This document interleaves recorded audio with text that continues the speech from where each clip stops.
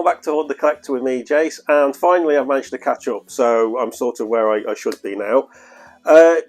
Doing a video today which somebody had actually asked about. It would have been last week because I'd missed Iron Studios off that list that I did of statue companies, so it kind of felt relevant as well to another video that I wanted to do, which was about what scales are available in the Lord of the Rings range. And of course, with all these new statue companies that are now getting the license to produce Lord of the Rings merchandise and pieces and everything else, we've got quite a wide variety available now. So I just wanted to go through quickly scale, and in this obviously I will bring Iron Studios into it.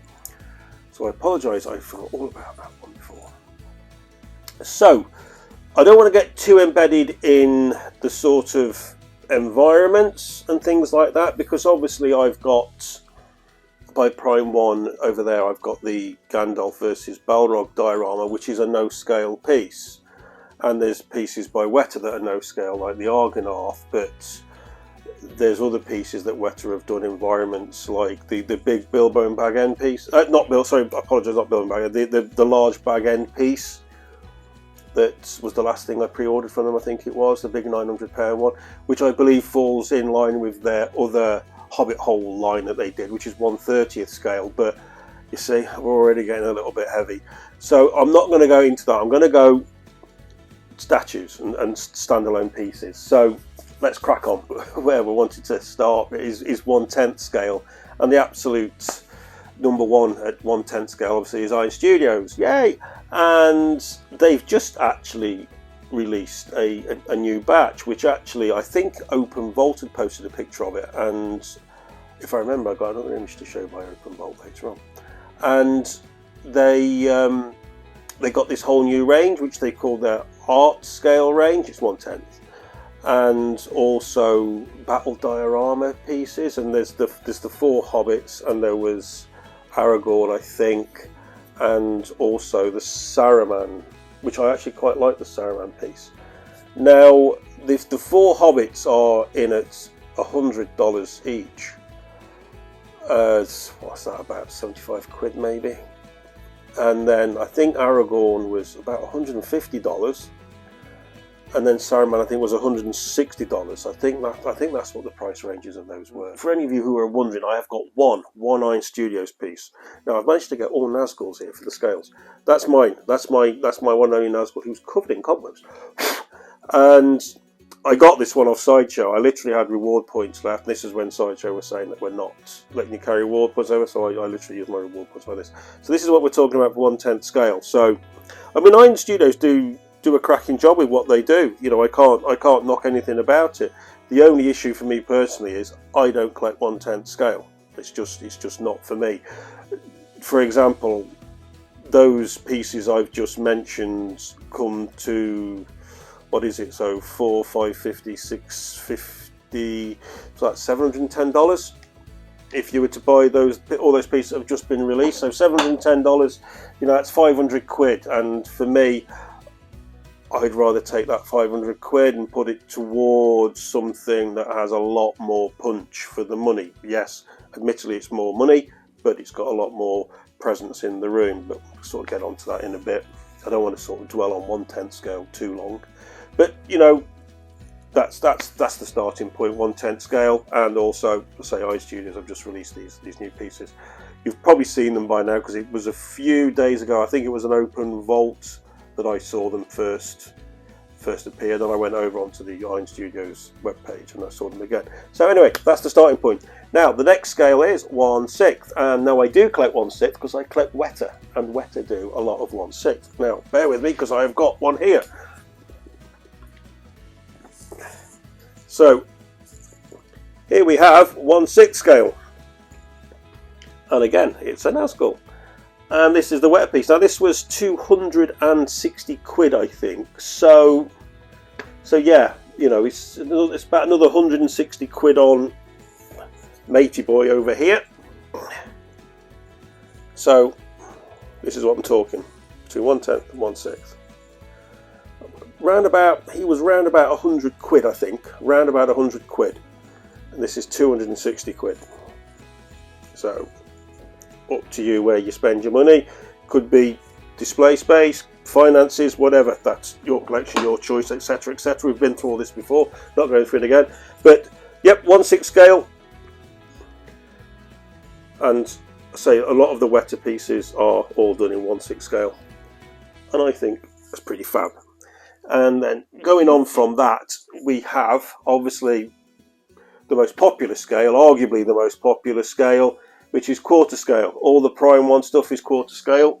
Now obviously the big guy behind me is quarter scale, Sauron. A little bit of an unfair one to pick really, because he's bloody enormous. And Prime 1 do tend to make their pieces on the larger side as well, but I mean this guy here is, if you were buying it from any other, he's third scale, knocking on half scale really, in comparison, but he's just a huge piece because he's a huge character in the film. So yeah, so it's a little bit unfair. So I've got here again another Nazgul, only a bust unfortunately, but this is quarter scale. This is a wetter quarter scale. So if I can get that and that together, you can kind of see 1/6 to quarter scale. And as we know, the cheapest pieces at the moment by Prime 1 in the quarter scale range is, I think the cheapest pieces at the moment are Lurtz and the Berserker Orc, which are, oh, I've got to wrap my brain, I should have researched this, shouldn't I? They're less than $1,000, I know that. I think they've gone in at $899, and I know for me they were 600 and something quid. So 260 quid, and then up to quarter scale in Prime 1, you're looking at least comfortably 650 quid for quarter scale. So those are your hikes in prices, and those are also your hikes in scales representatives. So it's just nice. I've also done a photograph of those three pieces together as well, because I can't hold all three together to show you, so it kind of gives you an idea. So that's quarter scale. Also, I believe, before I move on, Dark Side Collectibles, when they did their preview, I'm sure it said on there they're doing quarter scales. I can't for the life of me think of that company that's just revealed that they're doing, and I only spoke about it last week on my Hoxie video. Oh, you know the one I mean, don't you? The ones who literally have just got the license. Anyway, I've no idea what scale they're doing, so it doesn't matter. It doesn't matter, does it? It's irrelevant at the moment. But yeah, I'm sure Dark Side are doing quarter as well. Okay, now as far as I'm aware, correct me if I'm wrong in the comments, but as far as I'm aware, there is no third scale in the Lord of the Rings range. There's nothing. No one's doing it.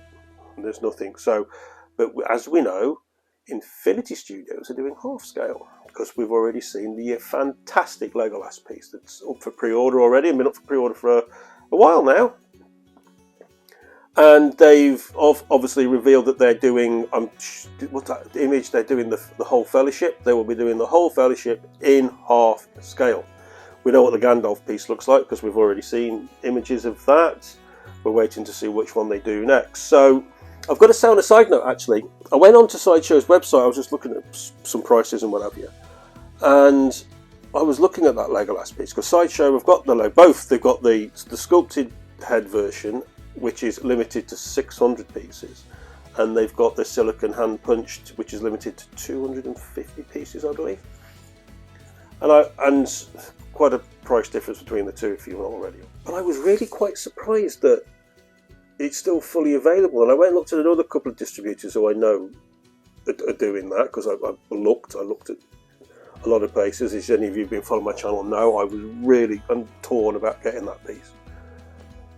And I'm really surprised to see that after all this time that none of them have got it shortlisted or low stocked or anything like that. It's still showing, you know, fully available, which I know it's not been up for pre-order for long. I was just a little bit surprised.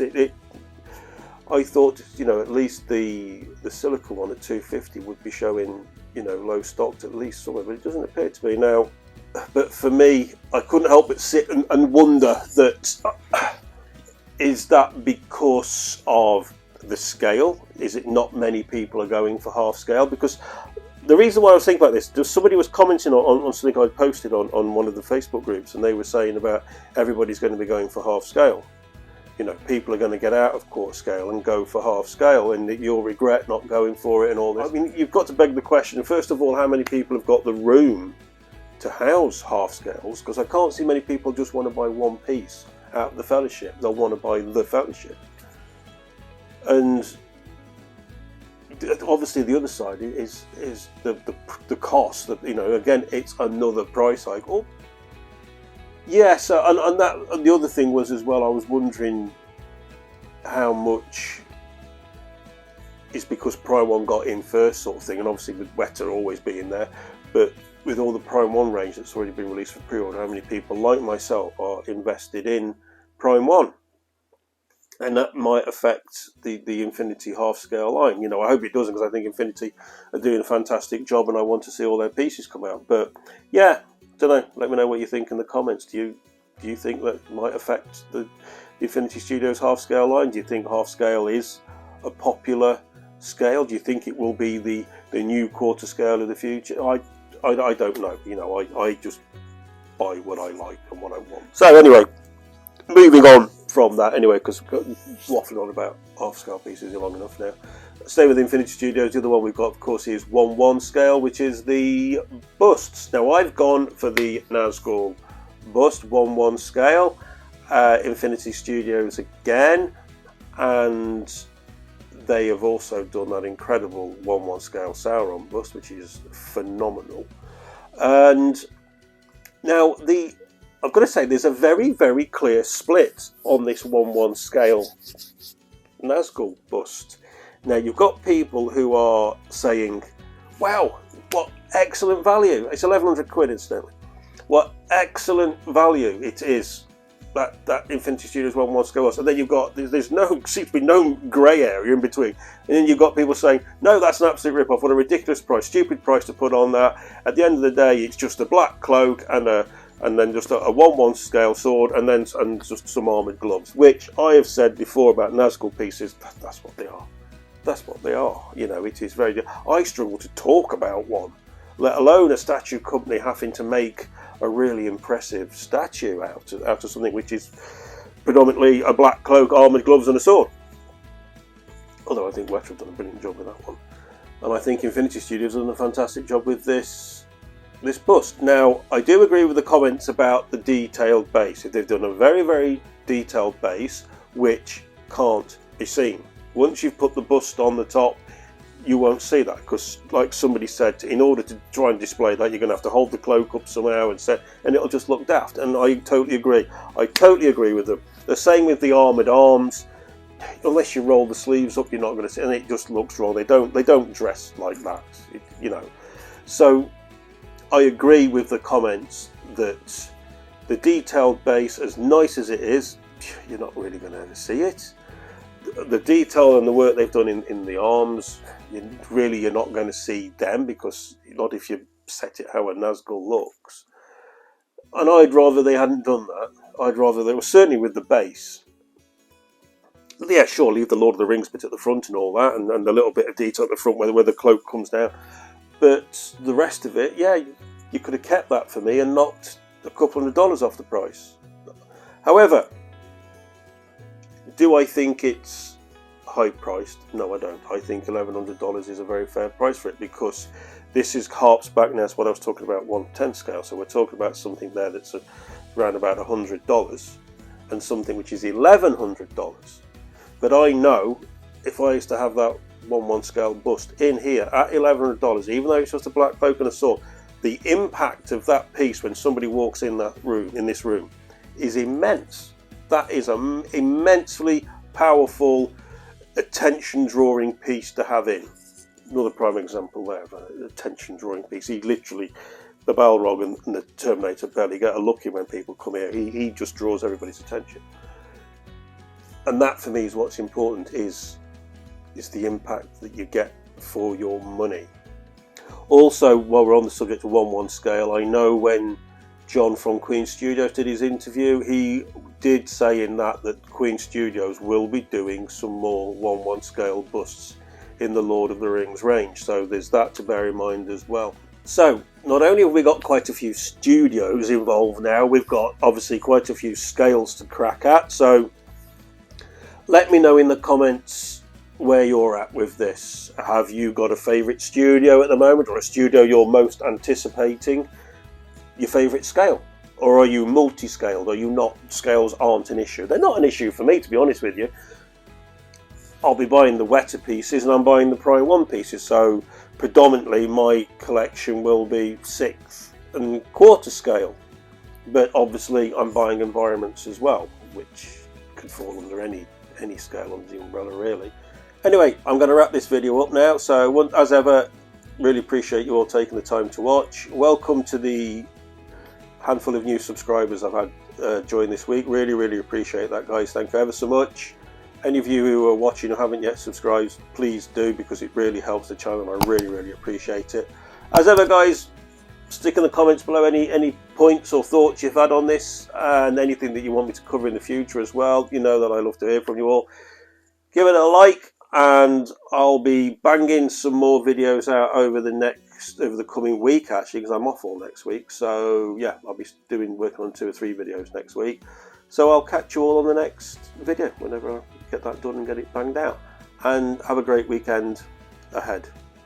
Yeah, because it's Friday tomorrow. So yeah, have a great weekend, all of you, and I'll catch you very soon.